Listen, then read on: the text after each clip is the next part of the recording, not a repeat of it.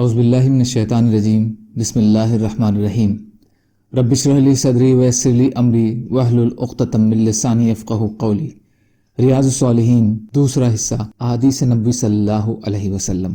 حضرت ابو ہریرہ رضی اللہ تعالی عنہ سے روایت ہے کہ نبی اکرم صلی اللہ علیہ وسلم نے فرمایا، تم محنت کی مشقت سے، بدبختی کے آ جانے سے، برے فیصلے سے اور دشمنوں کے خوش ہونے سے پناہ مانگو۔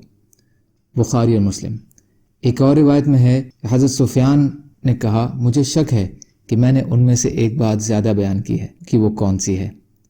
فائدہ: انسان کو ایسی تکلیف اور مشقت پہنچے جو انسان کے لیے ناقابل برداشت ہو اور وہ اسے ٹالنے پر بھی قادر نہ ہو، وہ جہد البلا ہے۔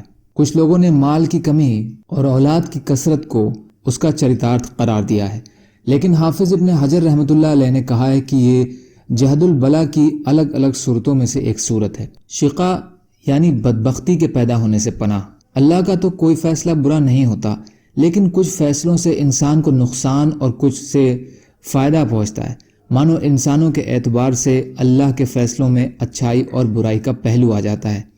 مطلب یہ ہوگا، اپنے ایسے فیصلوں سے محفوظ رکھ جن میں ہمارے لیے نقصان کے پہلو ہوں۔ شماتت دشمن کے خوش ہونے کو کہتے ہیں، یعنی ہمیں ایسی تکلیف دہ واقعات سے دوچار نہ فرمانا کہ جن سے ہمارے دشمن خوشی محسوس کریں، کیونکہ مصیبت آئے تو دشمن اس پر خوشی محسوس کرتا ہے۔ اس میں ایک الفاظ راوی حضرت سفیان کی طرف سے اضافہ ہے اور آخری عمر میں انہیں یاد نہیں رہا تھا کہ وہ کون سا ہے، لیکن دوسری روایات سے معلوم ہوتا ہے کہ وہ آخری الفاظ شماتت آدھا ہی ہے۔ ابن علان اس میں حدیث کے راویوں کی امانت اور دیانت کا بھی بیان ہے کہ حدیث میں ایک دعائیہ جملہ اپنی طرف سے بڑھا دیا گیا تو اس کی بھی وضاحت کر دی۔ کچھ لوگوں نے اسے ثقہ راوی کی اضافہ قرار دیا ہے کہ جو مقبول ہے، لیکن یہ اضافہ ثقہ والا مسئلہ نہیں ہے۔ اس میں جو اضافہ ہوتا ہے وہ تو قول رسول صلی اللہ علیہ وسلم ہی ہوتا ہے، جیسے ایک راوی بیان کرتا ہے اور دوسرا بیان نہیں کرتا، لیکن یہاں تو راوی خود اقرار کر رہا ہے کہ وہ اضافہ اس کا اپنا ہے۔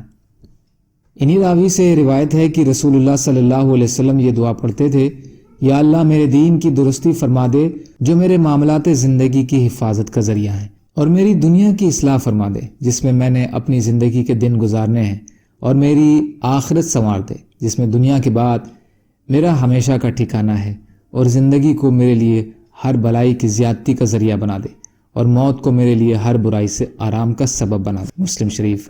فائدہ: یہ دعا بھی بہت مکمل ہے، جس میں دین، دنیا اور آخرت تینوں کے لیے اصلاح کی دعا ہے۔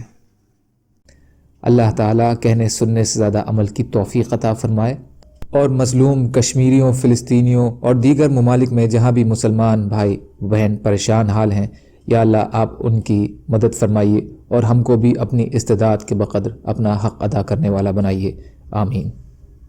سبحان اللہ و بحمدہ، سبحانک اللہم بحمدک، اشہد ان لا الہ الا انت، استغفرک و اتوب الیک۔ سبحان ربک رب العزۃ عما یصفون، وسلام علی المرسلین، والحمد للہ رب العالمین، برحمتک یا ارحم الراحمین۔ لا الہ الا اللہ محمد رسول اللہ۔